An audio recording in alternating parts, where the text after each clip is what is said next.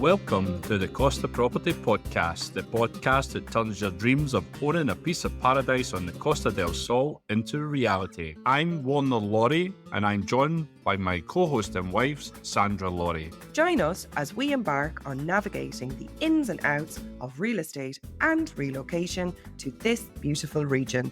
We're not just about market trends, we're about sharing real-life experiences, because we know the struggle firsthand, and I've helped many people navigate this challenge also. If you're dreaming of your perfect Costa del Sol home and want to get real, no-frills, expert advice, then you're absolutely in the right place. Join us each week as we share honest insights and information that will guide your journey. Spain's house prices have hit a 20-year record high, and Q3 has been one of the busiest that we've ever seen, with July being the best month in the history of WL Costa Properties, with a total of 12 properties sold. That's why today I'm sitting down with Warner, who's on the ground every day, talking to buyers, viewing properties and seeing exactly what's happening in real time for our Q3 update. So by the end of this episode, you'll know who's actually buying in Q3 and where they're coming from, what prices they're buying for, what supply really looks like right now, and the key opportunities that you don't want to miss out on before the end of 2025. Spain house prices have hit a record high, reporting the highest prices in 20 years. Q3 has been a roller coaster for us. In this episode, we're going to take a walk back through Q3, talk about the highs and the lows and what happened throughout the course of the quarter. Warner, how are you? I'm great. How are you? Yeah, all good. So, Q3. I think you hit the nail on the head. It was a roller coaster. I think with the rules coming in April about the tourist licence and different elements of that, there was a bit of a headache for the next 2 months, April and May. And then obviously June was the start of summertime. So people were thinking summer holidays, not thinking buying properties. But I don't know what happened in July, because we were sitting with these amazing listings that were priced correctly. And then the 1st of July, I said, don't worry, we have properties there, we have them, they will sell because they're priced correctly and they're great locations. And as soon as the 1st of July hit, boom, it went it went mental. Went crazy. Well, what I wanted to do today is I wanted to sit down with you because, essentially I'm in the office most days. I'm talking to our clients on phone or by email, but you're the one really out on the ground, out on the beat. You're listing, you're selling. And I really wanted to take a trip back through memory lane with you, specifically through Q3, to talk about, September, August and July and really what happened. So I think you're absolutely correct in what you said. If we were to be completely honest, before Q3 hit, if we go back to May of this year, May 2025, I had a little bit of a sick stomach. I think we really started to see the impact of the changes to the tourist licence laws. We lost some, deals as a result, multiple deals as a result due to, client insecurity. And it was really, we were coming out Q3 really from a place of uncertainty. We were dealing with navigating some new legislation. It wasn't really clear what the long-term outcome was going to be of that legislation. And we really didn't know what was ahead. Would you agree with that? Yeah, it was stormy waters. Yeah. And when you're relying on, listing and selling properties and, you have great listings, but you're not selling the properties, then, yeah, it can be squeaky bum time, as they call it. But June came along, things started to change. I think people started to accept from a seller's point of view, okay, I can still sell my apartment, irregardless of if there has been changes in some legislation. And buyers started to regain confidence in the market again. So July picked up. We listed some incredible properties in June. And then in July, we had 12 sales, which was incredible. Everything from 1.2 million villa in Torremolinos down to, studio apartments here in Bonanza Square that are now selling for €160,000. I think we never thought we'd see the day where a 22 square metre apartment in the Bonanza Square area of Benalmadena would sell for that price point, but it's happening and we're in that spot right now. Yeah, we are. We're totally, and it just shows you how hot the Costa del Sol market is and how many people are actually looking at the Costa del Sol for investment. So let's go really into the detail. As we mentioned, you're on the ground every single day. You're meeting buyers. You're talking to sellers. From your perspective, what did Q3 really look like? Now, the first thing I want you to talk about in answering that is, let's talk about pricing. So what was pricing like in Benamadna and the surrounding areas, Torremolinos down to La Cala? Let's take a little bit step back now in terms of Q3. What actually happened during the course of the quarter? But I want to be really specific on this. I want to talk about pricing. What was the pricing like throughout the course of the last quarter? Okay, so the buyers that are coming through just now, they know the market, they're educated, and they're looking at property portfolios. And yes, they will pay a premium because, the market is hot, but they're not stupid. They're not going to pay over the odds. And the problem, what we had is sellers were listening to John in the pub or their neighbours or their gardeners and, your property's worth this amount. And they weren't listening to, when we do the valuations and we give them the evidence of that, they're saying, well, let's put it 20,000 more or 30,000 more. So we had sellers here and we had buyers here. And the problem was the buyers won't go up and the sellers are not reacting quick enough to sell the property. Okay. When the sellers come down, the property is sold. Okay. So if we take that analogy and we look at July for our business, why was it so successful? Why were you so busy when it came to selling your property listings? We had great properties. They were priced correctly. The owners knew what was going to happen. We went there, we gave them the valuation and we showed them, yes, you will get a good price, but don't expect X, Y, and Z. And when you have good properties at great prices and good locations, you have buyers. But I want to be really honest about this as well because, we have two sides of our business. We have the listing side and we have the buying side. Now, what you've just said there, it often means that we may go out to a listing and evaluation appointment. We have quite a large process around valuing our properties. It isn't we go and put a finger in the air and pull the price out of the sky. There is a bit of a science behind it. And it does take a little bit of time to ensure that you're giving the seller the right price. Now, often, if we are being very, very realistic and aligned to our values as an agency of listing correctly, I've seen cases arise over the course of the last quarter specifically where we have walked away from listing appointments because we just didn't see eye to eye when it came to a price point with the seller, right?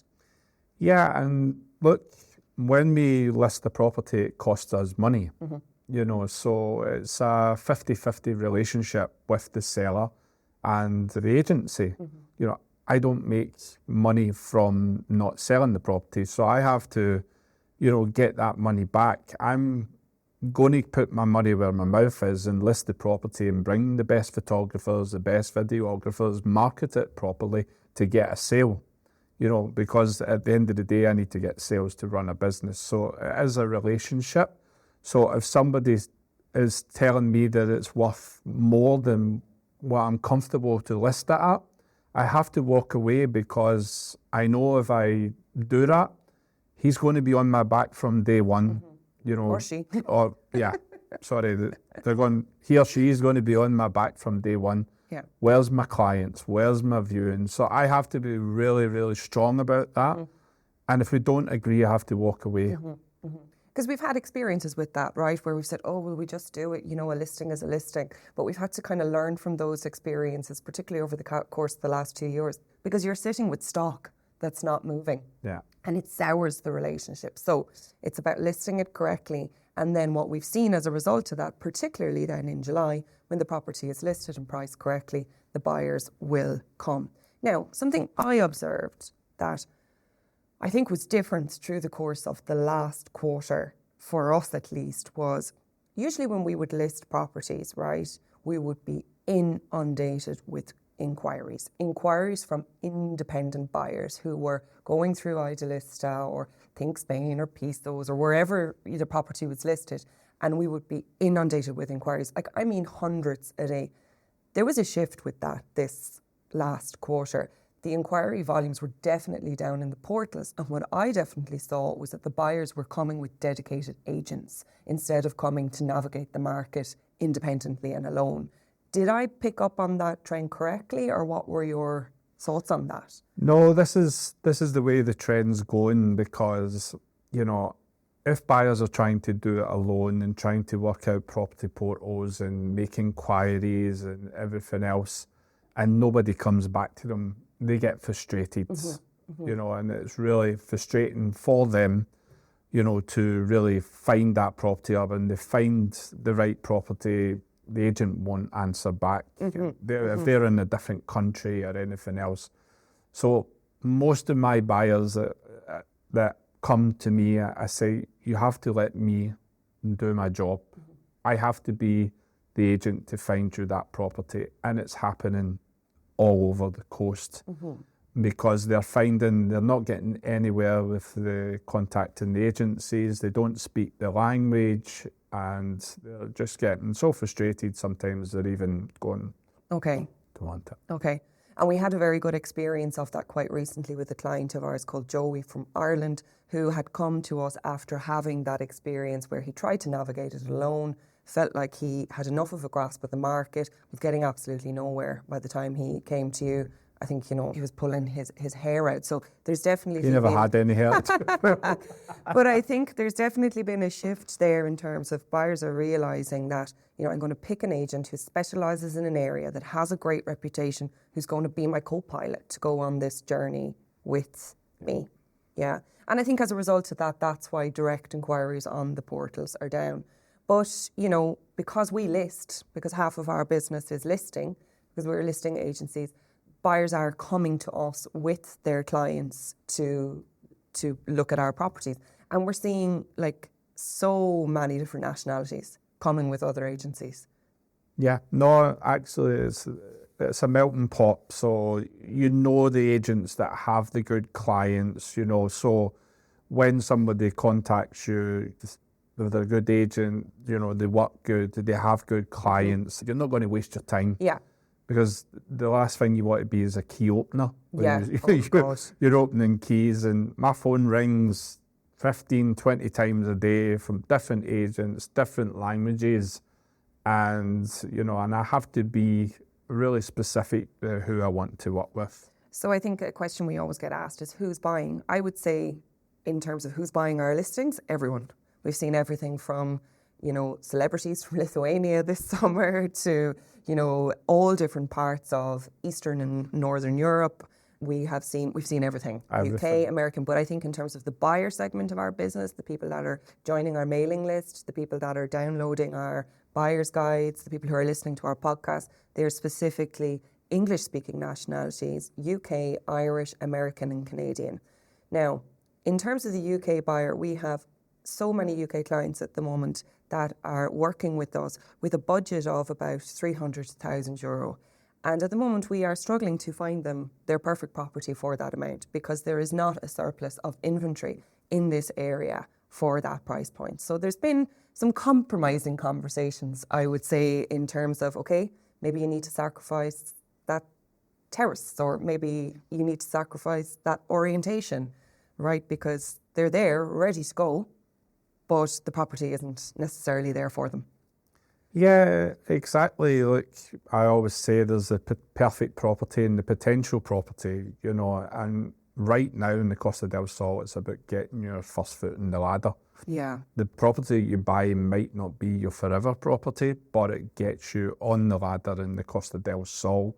And who knows, in 5 and 10 years, you could sell that and buy your perfect property. Yeah, but that's a it good just point. gives you, you know, the basis. And obviously people have it in their head and the dream, I want to buy a property in the Costa del Sol. Once that box is ticked, then, you know, you can enjoy that.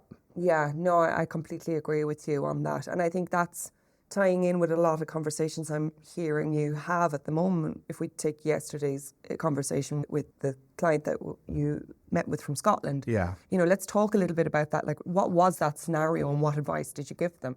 Yeah, so we received an inquiry. There was a referral inquiry, and we received a text message. I'm looking for a property in X, Y, and Z area. This is my budget, and I've got a couple of days to have a look. And I had to say, look, we have to look at this in stages. You have to come to the office. We have to speak about it. And they came to the office. I looked at different properties that they could get from X, Y, and Z. They were staying in a very luxury area, so they had an idea that that's what they were looking for.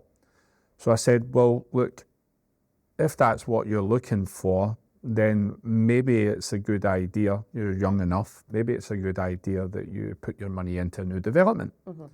You'd only spend half of what you have there, and you also have a couple of years to save for that new development. But what you get is you get a new development at today's prices, and you get the quality that you're looking for in a couple of years. Very true.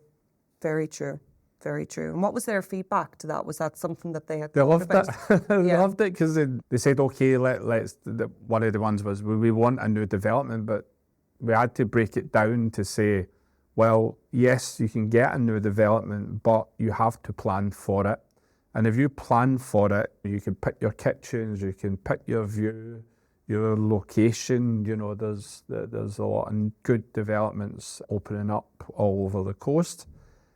And I sent them the location, and they went to look at a couple of the location where new developments were. Last night, they contacted me and said, can I have the information from A, B, and C? I sent them the details, when they're completing, payment plans, etc. So they're having a really good talk because they leave on Thursday, but they're going to come back to me today and choose one. And then we have to go to the developer, do whatever we need to do. They do a Zoom call. And then if they're happy with that, then hopefully. 2 follow-on questions on that, which are, I'm deviating a little bit, but I think this is still important to somebody who's listening. What are your thoughts on the payment terms being offered by new developments right now? Some new developers are really, payment terms are great. One of them that I was looking at was basically 10% now, 10% in construction, and 80% on completion. Mm-hmm. Okay. So you're happy with kind of the options? Most of them you're looking at 30 or 40% now and 60% on completion. But the different developers have different ones. And one of the questions that they did ask me was, how safe is the development? I said, well, I was here in the credit crunch, so I went through that. And there's been a lot of regulations brought in by the Spanish government to make sure that bubble didn't happen again, and developments were ghost towns and everything else. So, there's a lot of rules now that they have to abide by, and your lawyer looks at the contract with very, very fine-tooth nail and explains everything to you before he gets you to sign that and sign your money away. What would you say to me if I said to you, well, I want Benamadina as an area, but, I don't really have a choice of new developments in the Benamadina area? What would you say to me if I was your client? Yeah, look, one of the up-and-coming areas that I've noticed and where I sent my clients to was Torremolinos.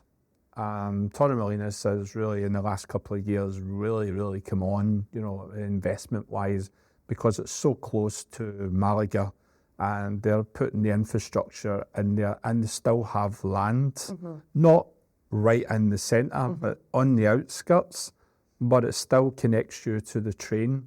So developers are saying, okay, we can build here, we can get fabulous views, but you're still only 10 minutes walk to Carawela. Yeah, amazing, a gorgeous area for anybody who hasn't actually checked it out, really. I guess there's a vibe, isn't there, down there? Fabulous restaurants, yeah, well, spotlessly clean. You went last week. Spotlessly clean. I couldn't believe how cool it was. I was really impressed. Yeah. So you would say, okay, that's not necessarily true. On the border between Benamadina and Torremolinos, you can take your pick of fantastic new developments, but just think outside the box. That is available for you, but just maybe approach it with an open mind. Yeah. Absolutely. Fantastic. What type of profile are we seeing in the last quarter? Who are they? Who is behind the purchase? Yeah, we're seeing a lot of UK people looking for the non-lucrative visa. Mm-hmm. We're seeing a lot of people from the EU coming here to relocate, looking for townhouses and villas. And with the investor market going with the tourist license, we're seeing the second homeowners coming back. So that dream, they can buy a property, they have it with their family and everything else, they are really coming back.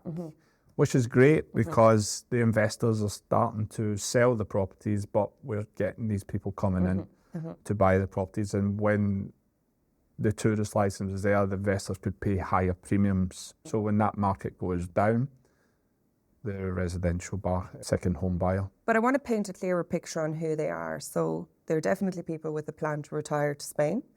There definitely are families relocating over. And there's definitely people coming over looking for that second holiday home eventually with their view to retire to Spain. So I think profile-wise, they haven't really changed. In terms of who are our buyers that are coming to us, you're correct in what you're saying, UK buyer. We still obviously attract an Irish buyer, even though they're lower than the volume coming from the UK. I think it's because maybe the Irish connection, and Irish people often like to work with Irish people. Of course. We also are seeing Americans and Canadians. Now, the second week of September, something happened. We offer complimentary calls, which you can book directly on our website, or if you're subscribed to our newsletter, you go into our Calendly application, you book a time that suits yourself, and we get a notification with some questions that you've answered to tell us what you're looking for. The second week in September, we saw an increase in the volume of those calls, particularly from people coming from the United States of America and Canada. They all had something very similar in common. They wanted to be relocated to Spain within 6 to 12 months, and they all had very similar budget, which was around 500,000.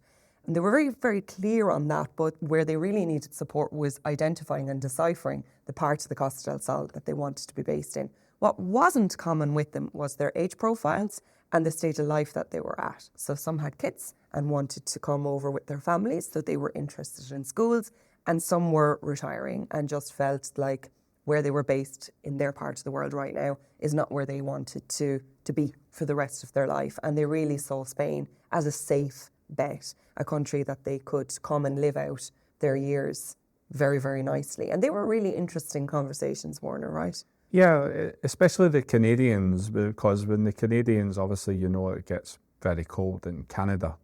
So when they want to escape, normally they go to Florida. And they don't see Florida as that gateway anymore. No.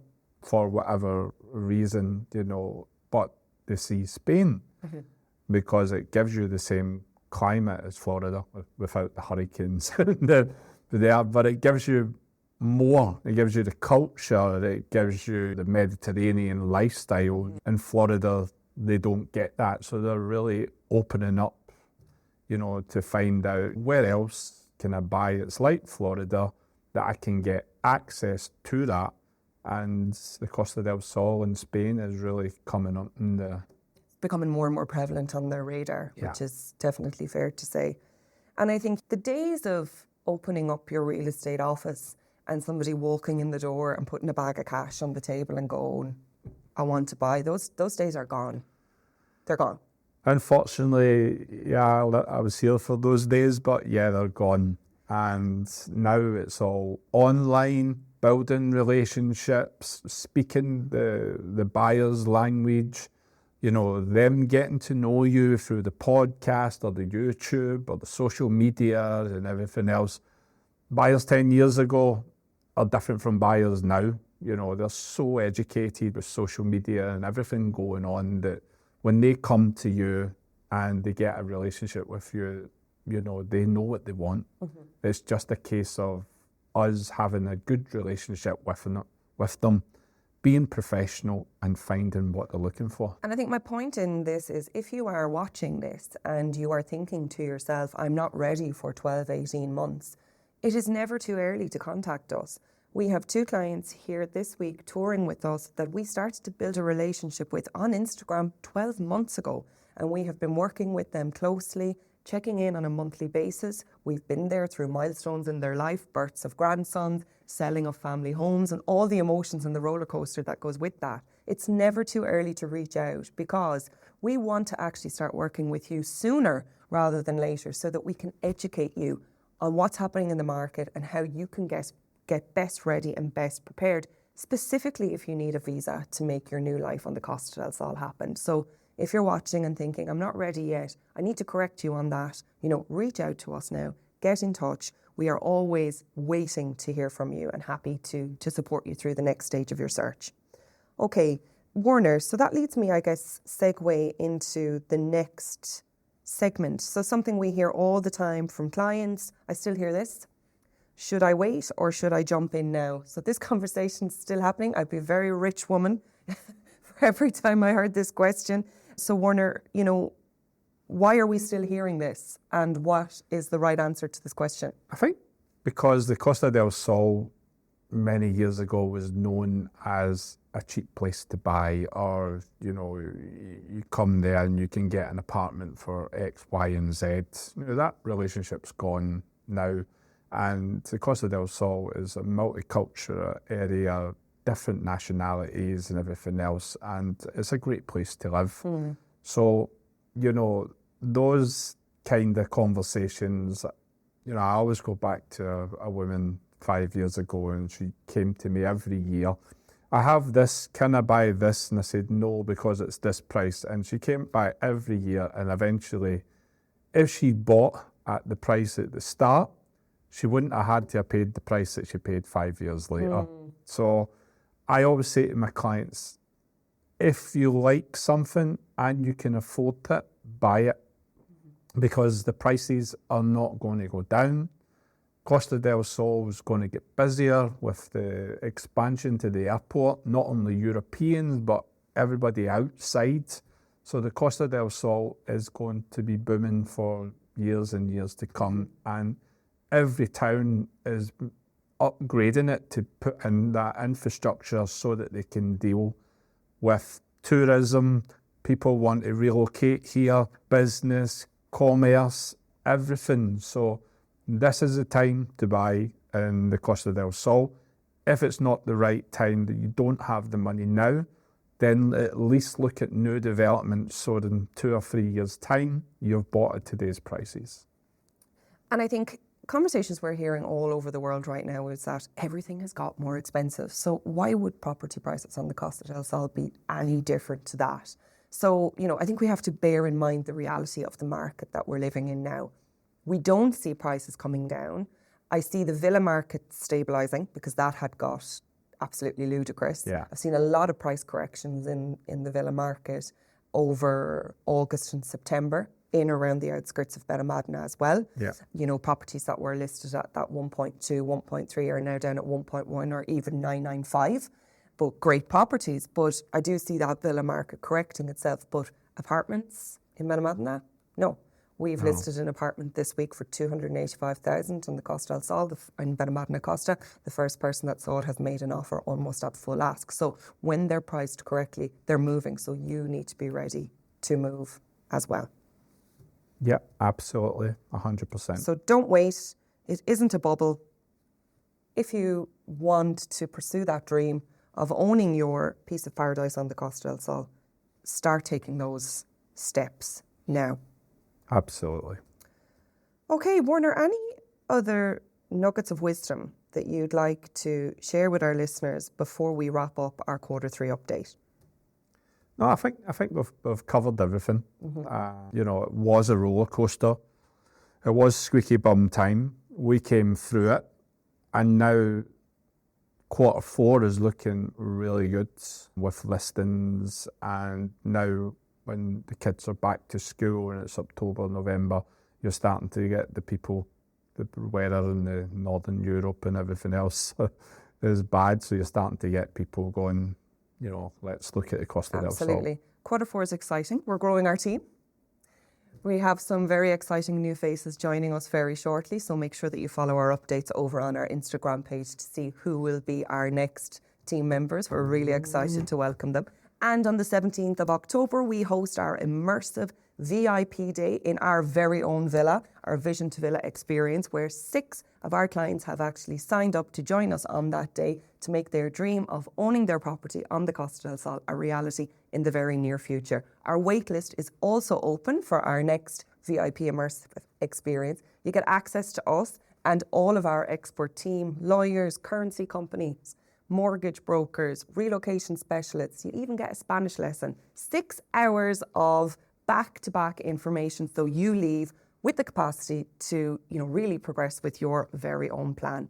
So we're going to pop the details of the waitlist into the show notes of this episode, and I can't wait to see your name on our waitlist very, very soon.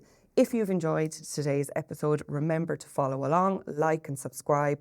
It's very important that we know that you appreciate and like this type of content so that we can make more of it for you. Thank you for listening and see you soon. Bye-bye. So, there you have it. You've heard it straight from the horse's mouth. The Costa del Sol market is strong, it's international and it's moving. If you're serious about buying soon, get in touch with us directly. We'll help you to find the right property and to make sure the process goes smoothly. And if you're not quite ready yet, but you know the move is on the cards in the next 10 months or so, then download our buyer's guide. The link is in the show notes and it will give you the clarity and confidence that you need to start planning properly. Either way, don't just dream about it, start taking the steps today. Thank you so much for listening into today's episode on the Costa Property Podcast. Another fantastic episode learning about the highs and lows of relocating to the Costa del Sol from real people who have been through the journey themselves and, of course, our wonderful experts. If you have been enjoying the show so far, remember to hit subscribe to the podcast and leave a rating or review. We absolutely love hearing your thoughts. Please send any questions that you would like us to answer on the show to warner@WLCostaProperties.net, or you can pop us a message on our socials, which are in the show notes. Remember, you can also visit the website www.WLCostaProperties.net. See you on the next episode and bye for now. Bye-bye.